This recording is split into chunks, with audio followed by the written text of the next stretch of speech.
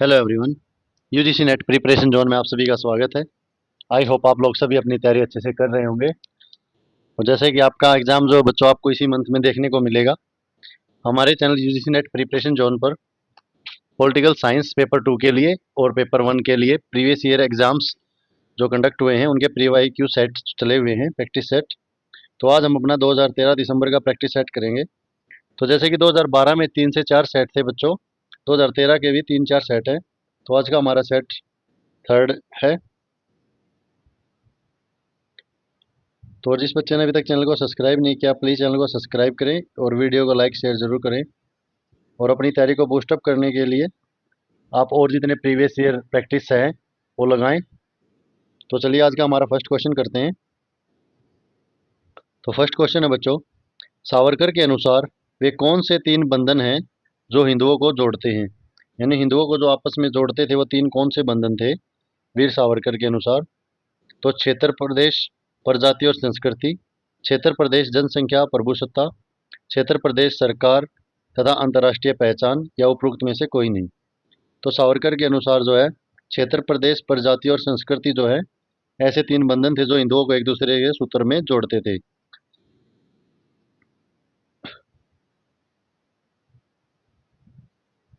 Next question है, आप लोग अपनी जितनी अभी तक आपने थ्योरी पढ़ी है या अपनी जो आपकी तैयारी है उसके लिए क्वेश्चन को रिलीव अपनी कॉपी पेन साथ लेके बैठे, अपने आंसर दें, अपने देखें कि भाई आपके कितने क्वेश्चन जो है ठीक हुए हैं, कितने गलत हुए हैं। सहभागी लोकतंत्र के विचार का अभ्युदय किसके साथ हुआ है? तो अरस्तु के साथ, लोक के साथ, सिसरो के साथ, या रूसो के साथ? तो जो सहभागी लोकतंत्र थी वो ऐसी गतिविधि थी बच्चों जिसके अंदर जो है सार्वजनिक नीतियां और निर्णयों के निर्माण जो थे वो सक्रिय रूप से भाग लेते थे, और ये कहते हैं रूसो।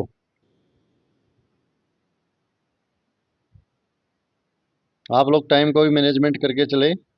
आप क्लास को 2x करके फिर अपने क्वेश्चंस को आंसर करें कि कितने टाइम में आप कितने क्वेश्चन सोल्व कर लेते हैं। प्लेटो के प्लेटो ने मानव मन की क्रियात्मकता का वर्णन किसके द्वारा किया है? तो प्लेटो जो थे वो मानव मन के क्रियात्मकता का वर्णन किसके द्वारा करते हैं? गुफा के रूपक द्वारा, विभक्त पंक्तियों के रूपक द्वारा, रूप के सिद्धांत द्वारा, या उपरोक्त सभी के द्वारा? तो रूसो क्या करते हैं? रूसो इन ओ प्लेटो सॉरी प्लेटो इन सभी के द्वारा मानव मन की क्रियात्मकता का वर्णन करते हैं। और प्लेटो अपनी पुस्तक रिपब्लिक में मानव मन के जो सिद्धांत हैं उनके तीनों पद्धतियों से समझाते हैं उनके बारे में। नेक्स्ट क्वेश्चन है, निम्नलिखित में से किसने बौद्ध धर्म को मार्क्सवाद का नैतिक एवं उदार विकल्प के रूप में माना है? तो राम मनोहर मोहन राय ने, विवेकानंद ने, बी आर अम्बेडकर, या एम एन रॉय? तो बौद्ध धर्म को किसने माना था? बी आर अम्बेडकर ने। बी आर अम्बेडकर का एक महत्वपूर्ण कोट भी है इसके चलते कि मैं हिंदू तो पैदा जरूर हुआ हूँ हिंदू, लेकिन मरूंगा हिंदू नहीं। और वो अंत में क्या करते, जो जाति प्रथा होती है, जो ऊंच नीच का भेदभाव होता है, इन कुरीतियों के चलते वे लास्ट में जब अपने यानी कि वो अपने डिग्री वगैरह कंप्लीट करके अपना सारा योगदान देंगे और अंतिम समय में अपने जीवन के जो है बौद्ध धर्म को अपना लेते हैं, और अपने और साथियों को या और जो निम्न जातियां हैं उनको उद्धार के लिए भी वो बौद्ध धर्म को अपनाने की सलाह देते हैं। नेक्स्ट है, जॉन रॉल्स के न्याय के सिद्धांत में शामिल है। तो जॉन रॉल्स के न्याय के सिद्धांत में क्या शामिल है? जन लोकतंत्र, बाजार अर्थव्यवस्था तथा पुनर्वितरण लोकतांत्रिक योजना, या उदारवादी लोकतंत्र, समोदेशित अर्थव्यवस्था तथा वितरणशील न्याय, या फिर उदारवादी अथवा समुदायात्मक दायात्मक समाजवादी लोकतंत्र, बाजार अर्थव्यवस्था तथा पुनः वितरण लोक कल्याणकारी योजना, या उपरोक्त में से कोई नहीं। तो जो जॉन रॉल्स थे उनका जो न्याय का सिद्धांत था वो प्रक्रियात्मक न्याय कहा जाता है। जॉन रॉल्स के सिद्धांत में क्या था? उदारतावादी अथवा समुदायात्मक सामाजिक लोकतंत्र और बाजार अर्थव्यवस्था का पुनः वितरण। नेक्स्ट है, निम्नलिखित में से किसने वर्तमान युग के संघर्ष को सर्वपक्षी, सामूहिक, अहम चाहे राष्ट्र का हो या वर्ग का, तथा संविधानता के लिए संघर्षरत व्यक्ति के बीच के संघर्ष के रूप में परिकल्पित किया है? तो गांधी जी ने, एम एन रॉय ने, अरबिंदो ने या अम्बेडकर ने? तो ये किसने किया है बच्चों? ये किया है एम एन रॉय ने। एम एन रॉय जो है, एम एन रॉय ने जो है वर्तमान युग के संघर्ष में जो है सर्वपक्षी, सामूहिक, अहम चाहे राष्ट्र का हो या वर्ग का, तथा संविधानता के लिए संघर्ष व्यक्ति के बीच संघर्ष के रूप में परिकल्पित किया है।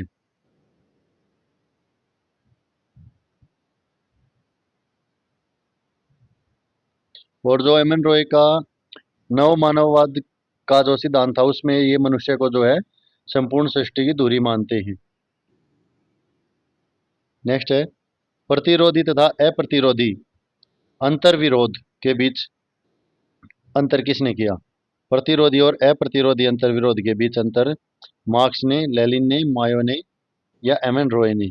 तो जो माओ थे, माओ के अनुसार जो साम्यवादी राज्य थी, उसकी स्थापना के साथ संघर्ष जो समाप्त नहीं होता, वह केवल एक नया रूप ले लेता है।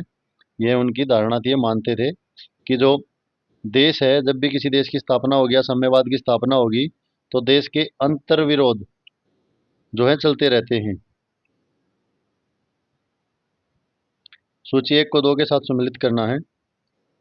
लेखक हैं और पुस्तकें हैं, डी हेल्ड, जे लिबली, सी बी मैकफर्न्स या सी पैटमैन? तो डे हेल्ड लिखते हैं मॉडल ऑफ डेमोक्रेसी 1987 में।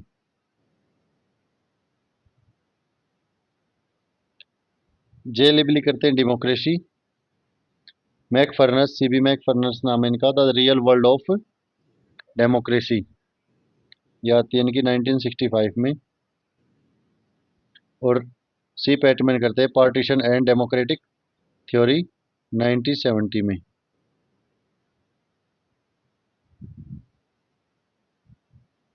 नेक्स्ट क्वेश्चन है, नीचे 2 वक्तव्य दिए गए हैं। अभिकथन है, जॉन स्टुअर्ट मिल एक अनिच्छुक लोकतंत्रवादी हैं। तो जॉन स्टुअर्ट मिल जो एक अनिच्छुक लोकतंत्रवादी हैं।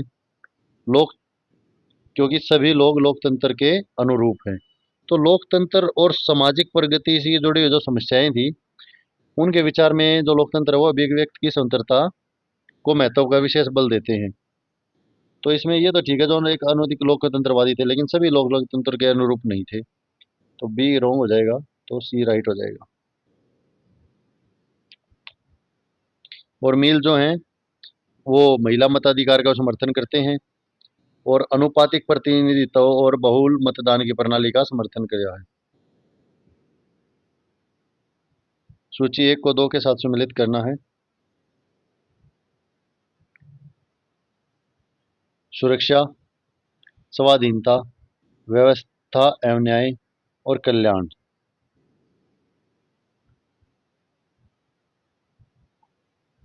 तो ये क्वेश्चन जो बच्चों, सुरक्षा जो है, स्वाधीनता, व्यवस्था एवं न्याय, कल्याण।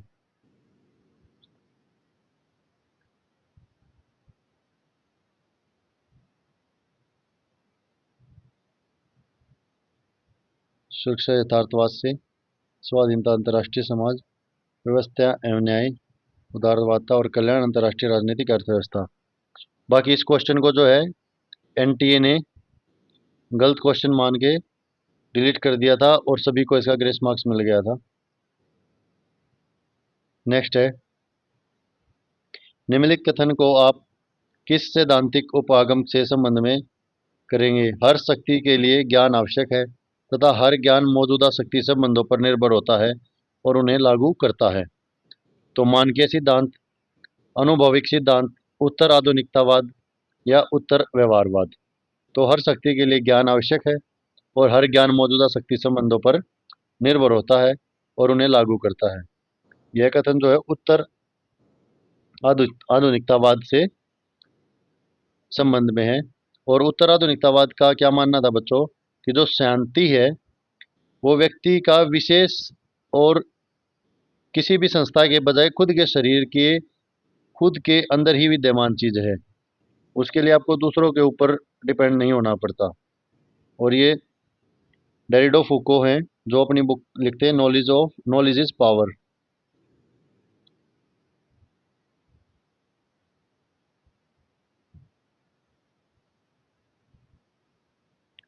नॉलेज इज पावर में लिखते हैं। नेक्स्ट है, राजनीतिक सिद्धांत के अंत पर वाद विवाद के सही अनुक्रम को पहचानिए। तो राजनीतिक सिद्धांत के हार्स पर डेविड ईस्टन, या राजनीतिक सिद्धांत के अंत पर आर एस डेल, या राइमर राजनीतिक सिद्धांत डॉग हाउस में है, या राजनीतिक सिद्धांत के अंत पर पीटर लासलाट। तो इसका सही क्रम क्या हो जाएगा? इसका सही क्रम हो जाएगा राजनीतिक सिद्धांत के आर्स पर डेविड ईस्टन और राजनीतिक सिद्धांत के अंत पर पीटर अस्टल, राजनीतिक सिद्धांत के अंत पर आर ए डहल और राइमर के राजनीतिक सिद्धांत पर डग हाउस। जो द्वितीय विश्व युद्ध हुआ था बच्चों, उसके बाद जो राजनीति थी, राजनीति सिद्धांत थी, उसके अंत में से जो विवाद चला था, बाद में जो हुआ था वो उसके ऊपर है। तो उसमें लास्ट में जो विवाद हो, सबसे पहले डेविड ईस्टन ने का नाम लिया जाता है उस विवाद में। और ईस्टन की बुक थी एक, the political system, the political system. तो उसके माध्यम से जो वो परंपरागत राजनीति सिद्धांत की आलोचना करते हैं। और जो लासलोट थे वो इसी परंपरा में रॉबर्ट डेल ने आगे बढ़ाते हैं, रॉबर्ट डेल को, और ये आर ए डेल को आगे बढ़ाते हैं। और राइमर जो हैं, राइमर राजनीतिक सिद्धांत परंपरागत राजनीति सिद्धांत को जो डग हाउस की संज्ञा दी थी कि डॉग हाउस के समान है। नेक्स्ट है, ब्रिटिश संसदीय प्रणाली के बारे में कौन से कथन सच हैं? संसद किसी भी विषय पर कानून बना सकती है। रानी मंत्रिपरिषद की सलाह के अनुसार कार्रवाई करती है। हाउस ऑफ कॉमन्स द्वारा पारित किसी भी विधेयक को हाउस ऑफ लॉर्ड्स 2 साल तक के लिए विलंबित कर सकता है। या मंत्रिपरिषद सामूहिक जिम्मेदारी के सिद्धांत पर कार्य करती है। कथन सच बताना, तो संसद किसी भी विषय पर कानून बना सकती है। रानी मंत्रिपरिषद के सलाह के अनुसार कार्रवाई करती है। हाउस ऑफ कॉमन्स द्वारा पारित, ये नहीं होगा बच्चों। मंत्रिपरिषद सामूहिक जिम्मेदारी पर कार्य कर सकता है।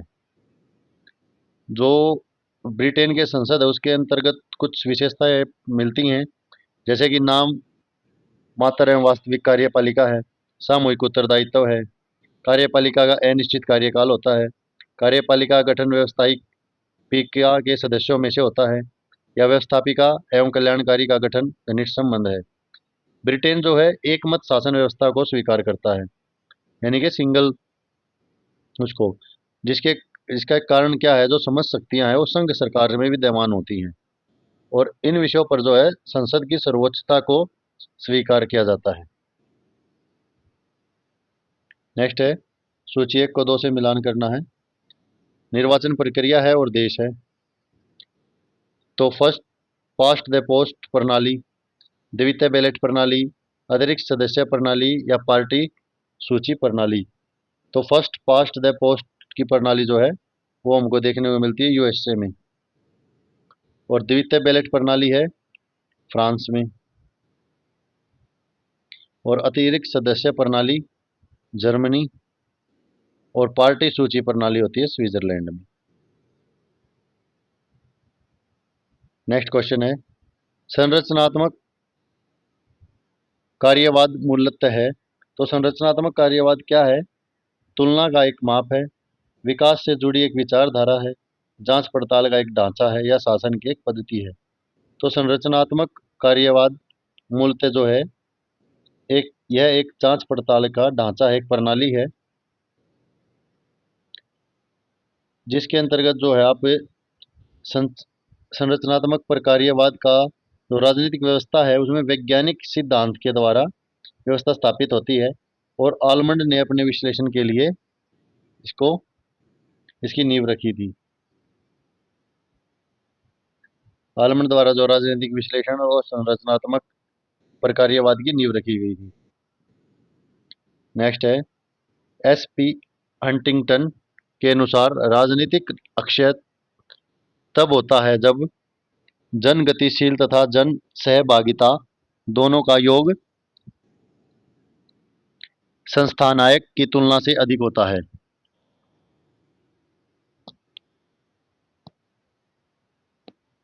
या फिर जन गतिशीलता और जन सहभागिता संस्थानायक की तुलना में कम होती है। संस्थानाओं में जटिलता और सरलता दोनों विशेषताएं होती हैं या संस्थाएं दीर्घायु होती हैं। तो हंटिंगटन के अनुसार जो है राजनीतिक अक्षय तब होता है जब जन गतिशील तथा जन सहभागिता दोनों का योग सं- संस्थानाएं संस्थायन की तुलना से अधिक होता है। और राजनीतिक अक्षय के और भी कुछ कारण होते हैं, जैसे चुनाव में हेरा फेरी, हिंसा का प्रयोग, राजनीतिक दलों का विखंडन हो जाना, शासकों की पूजा करना, राजनीतिक हत्या करवाना, सरकारी विचारधारा का गुणगान, ये सभी जो हैं राजनीतिक अक्षय में होते हैं। नेक्स्ट क्वेश्चन देखते हैं। अभिकथन है यूएस सीनेट दुनिया में सबसे शक्तिशाली द्वितीय सदन है। तो जो यूएस सीनेट है वो दुनिया में सबसे शक्तिशाली सीनेट है, दूसरा। तो राइट है ये। बहुत क्यों? क्योंकि बहुत कम चीजें ऐसी हैं जो राष्ट्रपति और प्रतिनिधि सभा सीनेट के अनुमोदन के बिना कर सकते हैं। तो ये दोनों ही बात राइट है। जो कोई भी देश होता है बच्चों, उसमें जो व्यवस्थापिका में समानता क्या होता है कि निचला सदन जो होता है प्रथम सदन से उच्च सदन की अपेक्षा अधिक शक्तिशाली होता है। लेकिन अमेरिका में क्या है कि जो द्वितीय सदन है और जो उच्च सदन है, जिसे सीनेट बोलते हैं, उच्च सदन को द्वितीय सदन को सीनेट बोलते हैं, तो जो निचले सदन की अपेक्षा अधिक शक्तिशाली है। इसी कारण जो है इसमें प्रमुख जो है सीनेट है, और बिना सीनेट की सहमति से राष्ट्रपति जो है कोई भी संधि या समझौता प्रभाव भी नहीं होगा। और विश्व की जितनी अन्य सदनें हैं वो क्या है, जब सीनेट का निर्वाचन प्रत्यक्ष मतदान द्वारा होता है, तो इसी कारण जो है विश्व की सबसे शक्तिशाली सदन सीनेट बन जाती है। नेक्स्ट क्वेश्चन है निम्नलिखित में से किस युग्म का सही मिलान किया गया है? तो आश्रयता सिद्धांत समीर अमीन, विकास का सिद्धांत लुशियन पाई, परायणपन का सिद्धांत कार्ल मार्क्स और नकारात्मक स्वतंत्रता सिद्धांत जॉन रॉल्स। तो इसमें से जो सही सुमेलित सही मिलान किया गया है, तो सही मिलान किस किस का किया गया है? आश्रयता का सिद्धांत समीर अमीन देते हैं, विकास का सिद्धांत लुशियन पाई, पायरपेन का सिद्धांत कार्ल मार्क्स और नकारात्मक स्वतंत्रता का सिद्धांत जॉन रॉल्स। ये गलत हो जाएगा, डी ऑप्शन नहीं होगा। तो 1 2 3 जिसमें राइट है डी, डी अपना राइट हो जाएगा। नेक्स्ट है निम्नलिखित में से कौन से अभिलक्षण भारत और यूके में सर्वसामान्य हैं? तो कौन से अभिलक्षण है जो भारत में और यूके में एक समान है? तो संसद की सर्वोच्चता, लिखित संविधान, द्विसदन पद्धति या सदन के पटल पर सबसे बड़ी पार्टी का नेता प्रधानमंत्री होता है।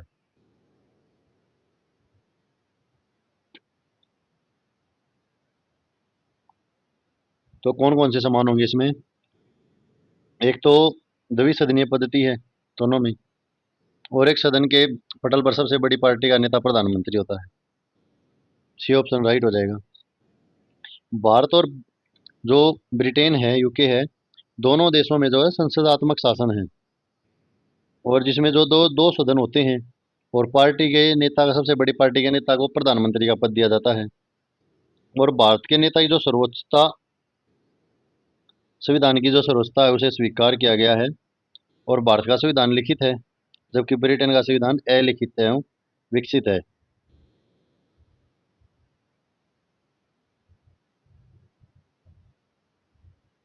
हमने संविधान की सर्वोच्चता अपनाई है, ये संसद की अपनाते हैं, इसलिए अपना ये गलत हो जाएगा।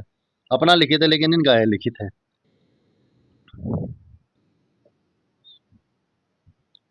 नेक्स्ट है निम्नलिखित में से किसने निर्वाचन कानून को इन शब्दों में से में परिभाषित किया? बहुसंख्यक एक मत पात्र प्रणाली जो पार्टी देवता द्वैधता की ओर प्रवृत्त होती है। तो ड्यूवर्जर लॉ, रॉय रिकर प्रपोजिशन, सरतोरी का डेंसी लॉ या कॉक्स का कोऑर्डिनेशन आर्ग्यूमेंट। तो निर्वाचन जो है वो कानून को ड्यूवर्स लॉ कोलंबर ने बहुसंख्यक एक मतपत्र प्रणाली जो पार्टी द्वैधता की ओर प्रवृत्त होती है के रूप में परिभाषित किया गया है। नेक्स्ट है, यूरोपीय चिंतकों द्वारा विकसित निम्नलिखित सिद्धांतों में से कौन सा सिद्धांत 1950 के दशक में यूएस के सामान्य समाज विज्ञानियों के बीच गर्मागर्म चर्चा का विषय बना? संचार सिद्धांत, विशिष्ट वर्गीय सिद्धांत, संरचनात्मक कार्यवाद या निर्णय सिद्धांत। तो जो विशिष्ट वर्गीय सिद्धांत था वही दो वर्गों के बीच में जो है विभाजित करते हैं और एक वर्ग अल्पसंख्यक का रखते हैं और दूसरा वर्ग जो है बहुसंख्यक का रखते हैं।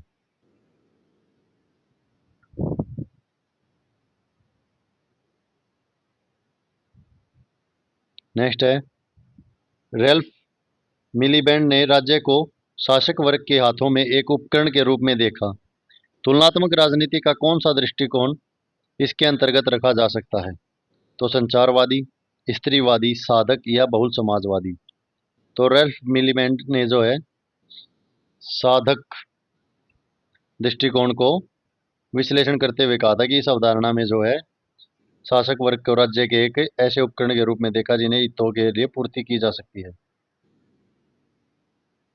नेक्स्ट है, सांप्रदायिकता आधुनिकीकरण की प्रक्रिया से गुजरते हुए किसी बहुलवादी समाज में अपनी पहचान कायम रखने के लिए किसी समुदाय की अपनी राजनीति दावेदारी है। उपरोक्त कथन निम्नलिखित में से किसका है? रॉबर्ट मेल्सन और हार्वर्ड पोल्प का, विलियम रिकर का, मार्क रॉबिन्सन का या चार्ल्स मेटकाफ का? तो सांप्रदायिकता आधुनिकीकरण की प्रक्रिया से गुजरते हुए बहुलवादी समाज में अपनी पहचान कायम रखने के लिए राजनीतिक दावेदारी, यह कथन किसका है? यह कथन है रॉबर्ट मेल्सन और हार्वर्ड पोल्प का। निम्नलिखित में से कौन सा कथन क्षेत्रीय दलों का सही स्पष्टीकरण है? जो क्षेत्रीय दल थे उनका सही स्पष्टीकरण है। तो राज्य के ढांचे और राजनीतिक व्यवहार का लोकतांत्रिकरण, कल्याणकारी राज्य में कटौती के फलस्वरूप स्थानीय और क्षेत्रीय हितों की पुनरुत्थानशील अभिव्यक्ति और नव उदारवाद में परिवर्तन, या आधुनिकीकरण के पैराडाइम ने क्षेत्रों का निरूपण स्थानीय इकाइयों के रूप में किया, या अल्पसंख्यक राष्ट्रों का राजनीतिकरण। तो अल्पसंख्यक राष्ट्रों का राजनीतिकरण नहीं किया, बाकी ये तीनों राइट हो जाएंगे। तो 1 2 3 1 2 3 आएगा भैया, और नहीं आएगा, तो सी आंसर राइट हो जाएगा।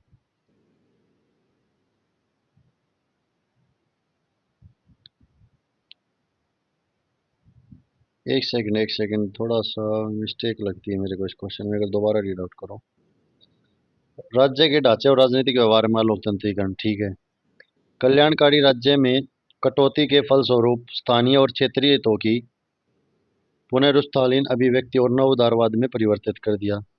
आधुनिकीकरण के पैराडाइम ने क्षेत्रों का निरूपण स्थानीय इकाइयों के रूप नहीं, ये निरूपण स्थानीय इकाइयों के रूप में नहीं किया, अल्पसंख्यक राष्ट्रों का राजनीतिकरण किया। तो 1 2 4 आएगा। मैं थर्ड देर खाना इसने तो ऑप्शन को देख के ही थोड़ा बहुत लगता है। नेक्स्ट क्वेश्चन है, किसी की पुस्तक में जाति को इन शब्दों में परिभाषित किया गया: अंतर्विवाही गुट या अंतर्विवाही गुट समूह जिनका एक जैसा नाम हो, जो अनुवांशिक रूप से उस समूह के सदस्य हों, जो समाजीय संपर्क के संदर्भ में अपने सदस्यों का पर कुछ बंधन लगाएं, साथ ही अपनी समस्याएं उत्स का दावा पेश करने के लिए या तो वे एक सामान्य पेश अपनाएं या सामान्य तौर पर एक ही समरूप समुदाय का अंग माने जाएं। तो यह किसने क्या परिभाषित किया? तो एम एन श्रीनिवासन, विपिन चंद्र, ई ब्लंट या जोया हसन। तो जाति को प्रभावित परिभाषित किया था वो आई ब्लंट ने किया था, और अपनी पुस्तक जो में कहा था इन्होंने अंतर्विवाही गुट का बारे में, ये सारी बातें उन्होंने कही थी। नेक्स्ट है, निम्नलिखित में से कौन भारत की संविधान सभा का सदस्य नहीं था? सर फिरोज खानूर, सर जफरुल्ला खां, डॉक्टर जयशंकर या जयप्रकाश नारायण। तो जो जयप्रकाश नारायण थे वो संविधान सभा के सदस्य नहीं थे, और बाकी सारे थे।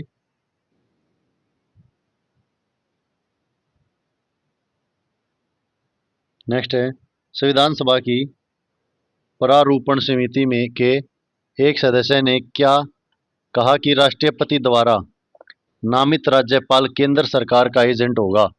उस सदस्य की पहचान कीजिए।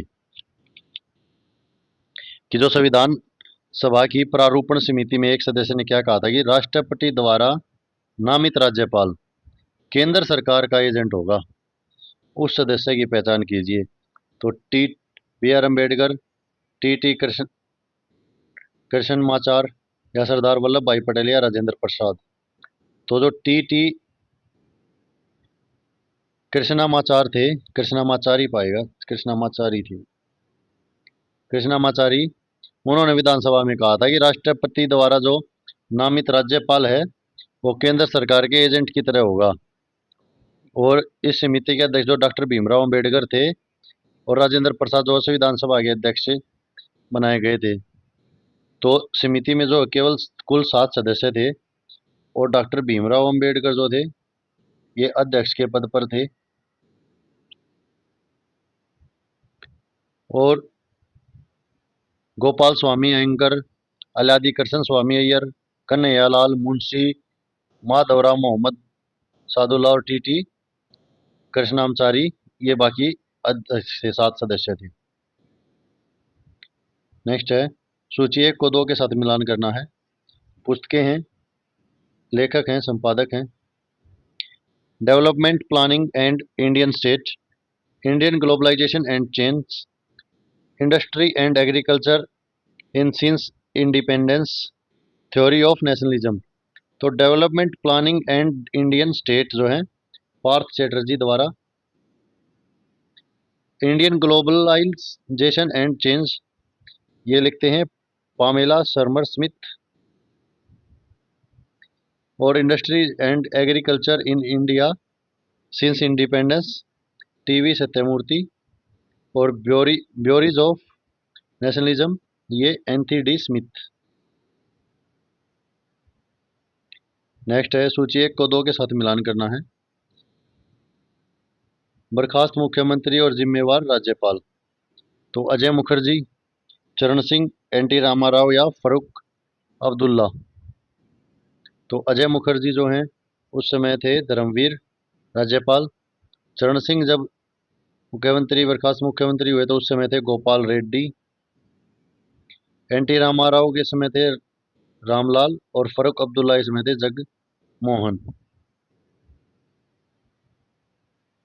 नेक्स्ट है, निम्नलिखित में से किस राष्ट्रपति का संबंध भारत के ट्रेड यूनियन आंदोलन से था? तो K R. Narayan, doctor Zakir Hussain, V V. Giri या रामास्वामी वेंकट रमन। तो राष्ट्रपति जो डॉक्टर वी.वी. गिरी थे उनका संबंध भारत के ट्रेड यूनियन आंदोलन से था। और वी.वी. गिरी जो है बच्चों ऐसे राष्ट्रपति थे जो निर्वाचन के द्वितीय चरण की गणना की गई थी जिनके लिए। भारत के किस राज्य के में विधानसभा की सीट धार्मिक आधार पर आरक्षित होती हैं? तो भारत का ऐसा कौन सा राज्य जहाँ की विधानसभा की सीट है जो धार्मिक आधार पर आरक्षित होती हैं? गोवा, मिजोरम, सिक्किम या जम्मू और कश्मीर। तो भारत का सिक्किम जो विधानसभा है उसमें सीट आरक्षण जो है धर्म के आधार पर होता है। नेक्स्ट है, भारतीय संदर्भ में निम्नलिखित कथन किसका है? ये तीनों शक्तियां राष्ट्रवाद, क्षेत्रवाद और भूमंडलीकरण व परस्पर प्रतिद्वंदी शक्तियां सापेक्षिक हैं और एक दूसरे सीमाओं में अतिक्रमण करती हैं। कभी एक दूसरे के विरोध खड़ी हो जाती हैं, कभी सहयोग करती हैं, लेकिन तीन सामंजस्य कभी नहीं होती। तो भारत के संदर्भ में किसने बोला? रुक्मी बसु, एरी एम केको, संजय बसु या जगदीश भगवती? तो ये कहते हैं एरी एम केको। नेक्स्ट है राज्य सरकार का अंकेक्षण है। तो राज्य सरकार का अंकेक्षण क्या है? राज्य का विषय, केंद्र का विषय, समवर्ती सूची का विषय या उपरोक्त में से कोई नहीं। तो राज्य सरकार का अंकेक्षण जो है वो केंद्र का विषय है। भारत में जो है नियंत्रण महालेखा परीक्षा, केंद्र और लेखा परीक्षण और राज्य के अंकेक्षण जो है लेखा दानों का काम करता है। और जो केंद्र के लेखा कान है बच्चों, वो 1976 के में अंकेक्षण से अलग हो गए थे।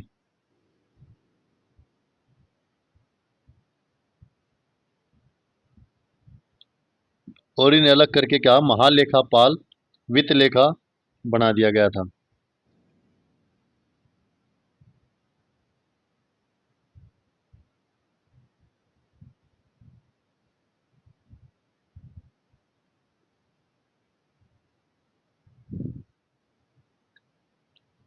इन्हें ये पद दे दिया गया था।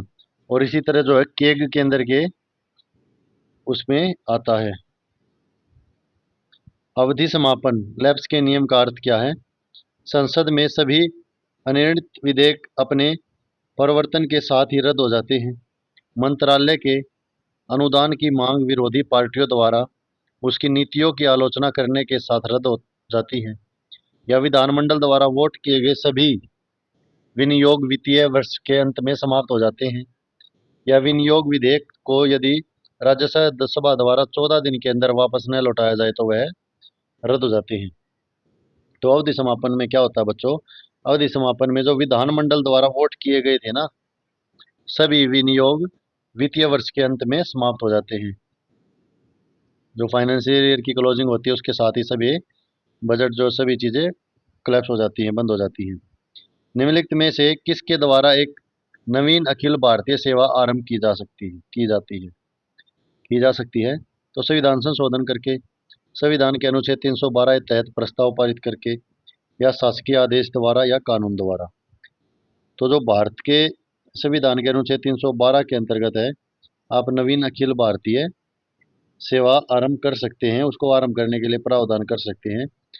और यदि राज्यसभा में उपस्थित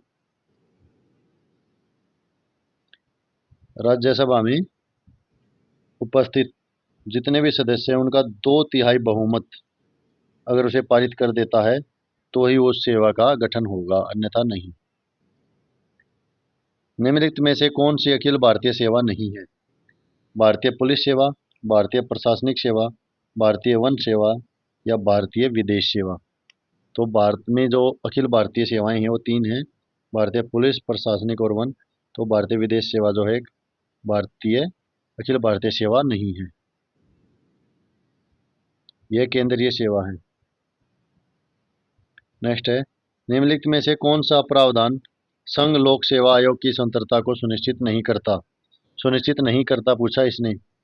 तो आयोग का अध्यक्ष और उसके सदस्य सुनिश्चित अवधि तक अपने पद पर रहते हैं। कोई सदस्य केवल राष्ट्रपति द्वारा ही अपने पद से हटाया जा सकता है और वह भी संविधान में दी गई विधि से।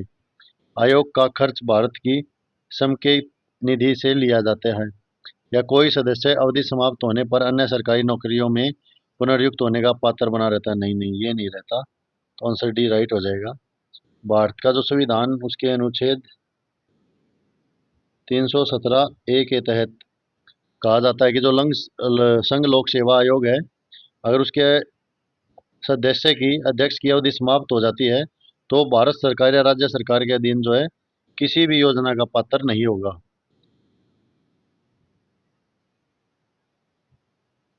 नेक्स्ट है भारत की विदेश नीति पर हिमालय के सीमांत क्षेत्रों के महत्व पर टिप्पणी करते हुए किसी नेता ने यह कहा था कि यदि इसका अतिक्रमण किया जाता है तो भारत के मैदानी भाग तथा सागर पार तक अनावृत हो जाएगा और तब भारत पर मंडराने वाला खतरा दक्षिण और दक्षिण पूर्व एशिया के देशों पर भी छा जाएगा।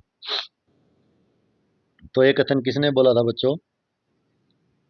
प्रधानमंत्री इंदिरा गांधी ने, प्रधानमंत्री लाल बहादुर शास्त्री ने, प्रधानमंत्री राजीव गांधी ने या प्रधानमंत्री जवाहरलाल नेहरू ने? तो जो प्रधानमंत्री पंडित जवाहरलाल नेहरू थे, वो अपनी विदेश नीति के संदर्भ में ये बात बोलते हैं। नेक्स्ट क्वेश्चन है, निम्नलिखित में से किसने प्रशासन को अपेक्षित लक्ष्य प्राप्त करने के लिए मानवीय तथा भौतिक संसाधनों के संगठन और निर्देशन के रूप में परिभाषित किया? तो H.A. Simon, L.D. White, J.A. वेग, J.M. पिफनर।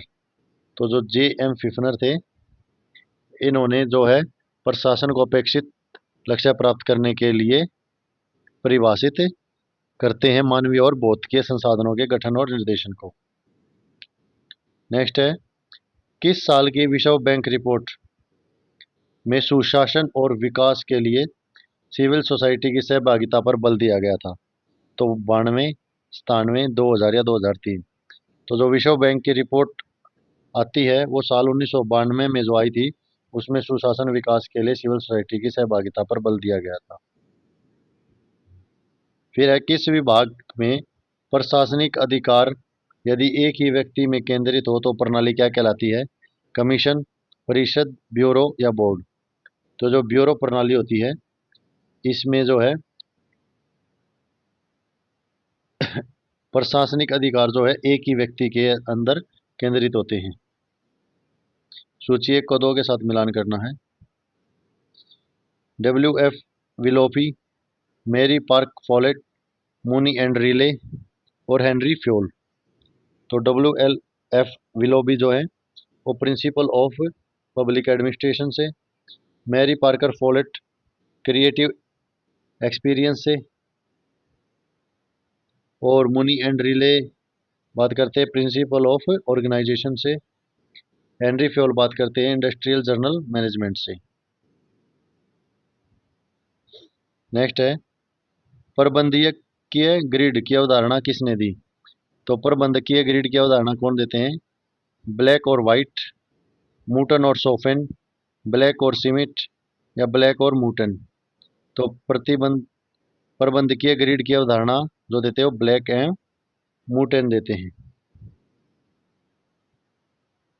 नेक्स्ट है, अभिकथन है, निर्भरता मॉडल के अनुसार गरीब देशों में अल्प विकास के कारक तत्व संबंधित देश के बाहर के कारक तत्व होते हैं। तो जो निर्भरता मॉडल के अनुसार क्या कहता है कि जो गरीब देश हैं उसमें अल्प विकास के कारक तत्व जो हैं वो संबंधित देश के से बाहर के कारक तत्व होते हैं, क्योंकि जो विकासशील देशों का पश्चिमी विकसित देशों से के विदेशी पूंजीकरण हितों का प्रभुत्व होता है। तो ये दोनों बातें ठीक हैं, आंसर ए राइट हो जाएगा।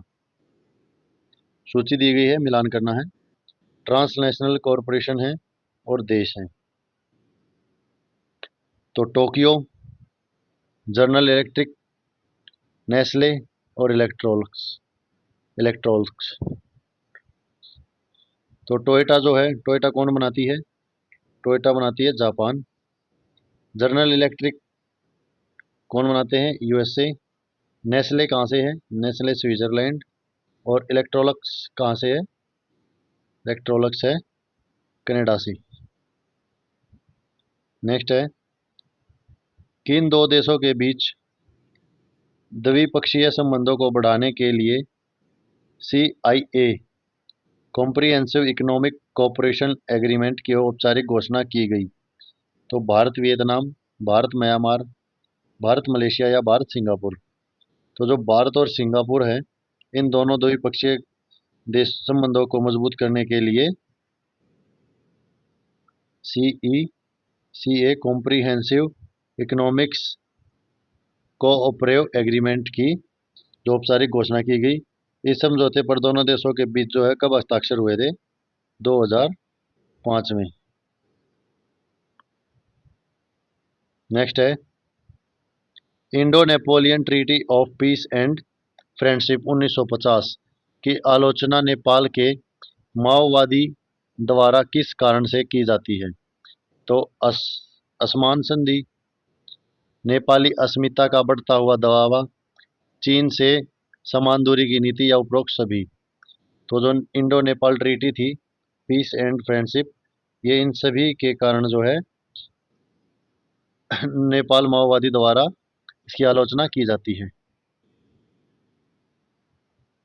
नेक्स्ट है, निम्नलिखित में से किस नेता ने सन 1984 में आयोजित आणविक निशस्त्रीकरण पर 4 महाउद्देशीय शांति पहल से भाग नहीं लिया था? तो राष्ट्रपति राउल अल्फोंसिन, प्रधानमंत्री एंड्रीज पापन एंड्रूज, प्रधानमंत्री इंदिरा गांधी, राष्ट्रपति जिया उल हक। तो जो 1984 में आणविक निशस्त्रीकरण पर 4 महादेशीय शांति पहल हुई थी, उसमें राष्ट्रपति जिया उल हक ने भाग नहीं लिया था। नेक्स्ट है, अभिकथन है, चीन ने पाकिस्तानी परियोजनाओं खासकर गवादार बंदरगाह पर अत्यधिक धन खर्च किया है। राइट है ये तो। क्यों किया है? तथापि चीन ने अपनी उन नीतियों पर पुनः विचार किया जिनके कारण पाकिस्तान को मिलने वाला महत्व में कमी आई थी। जो पाकिस्तान को वो पहले देते थे नीतियाँ, उनके महत्व में अब कमी आ गई थी, तो इसलिए इन्होंने इस पर इतना अधिक खर्च कर दिया। राइट बात है। क्यों किया? क्योंकि भारतीय बाजार में चीनी माल की बिक्री में विशाल अवसर के अलावा तालिबान और अलकायदा के सहयोग से जिनजियांग में इस्लामिक कट्टरवाद के फैलते हुए जाल ने चीन को अपनी दक्षिण एशियाई नीतियों को पुनः विचार करने के लिए बाध्य कर दिया। तो ये दोनों ही बातें राइट हैं, तो आंसर ए राइट हो जाएगा। तो ये हमारा खत्म होता है बच्चों 2013 का दिसंबर सेट। कल फिर मिलते हैं नेक्स्ट सेट के साथ। तब तक आप लोग अपनी तैयारी अच्छे से करते रहें और प्लीज़ कमेंट बॉक्स में ज़रूर बताएं कि आपको क्लास कैसी लगी, आपको हेल्पफुल है नहीं, आपका कितना स्कोर हो रहा है और आप कितना टाइम कंज्यूम कर रहे हो। आपको टाइम भी सेव करना है क्योंकि आपका जो पेपर 1 है उसमें क्वेश्चन लेंथी भी आते हैं। अब आपका मैथ है, रीजनिंग है, काफ़ी बच्चे उन्हीं में ज़्यादा डाउटफुल हो जाते हैं और पेपर एक ऑनलाइन होने में आपको ये थोड़ा बहुत ड्रॉबैक होता है। तो आप लोग आसानी से कीजिए, आराम से कीजिए अपना क्लास को, चाहे म्यूट करके करो, स्पीड बढ़ा के करो, अपना नोट डाउन करो, बाद में जो क्वेश्चन आपको नहीं आ रहा उस क्वेश्चन के बारे में डिटेल पढ़ो, ठीक है। और पेपर 1 के लिए भी सेट डाल देंगे आज शाम को या कल कल तक, तो आप पेपर 1 की भी तैयारी अपनी कंटिन्यूस रखें सभी यूनिट्स के साथ। और फिर भी किसी बच्चों को किसी टॉपिक में डाउट है तो पर्सनली मैसेज भी डाल सकता है कमेंट बॉक्स में, आपका डाउट लिया जाएगा, आपके लिए क्लास अलग से डाल दी जाएगी। और प्लीज़ चैनल को सब्सक्राइब करें, चैनल को सपोर्ट करो, आप लोग भी थोड़ा सपोर्ट करेंगे तभी कुछ होगा। हम भी आपके लिए मेहनत करते हैं, तो आपकी मेहनत, जो हम आपके लिए मेहनत करते हैं वो इसी बात पे डिपेंड है कि आपका सपोर्ट हमें कितना मिल रहा है। तो प्लीज़ चैनल को ज़्यादा से ज़्यादा सब्सक्राइब कीजिए, करवाइए, अपने सर्कल में डालिए क्लास को, और वीडियो को लाइक शेयर ज़रूर किया कीजिए। जितने व्यू हों उतने तो आप लाइक भी नहीं कर रहे, क्या बात है, लाइक करने में भी जोर लगता है क्या आपका? वीडियो को लाइक किया करो भाई, जब आप देखते हो और आपको कंटेंट आपके लिए हेल्पफुल है तो वीडियो को लाइक ज़रूर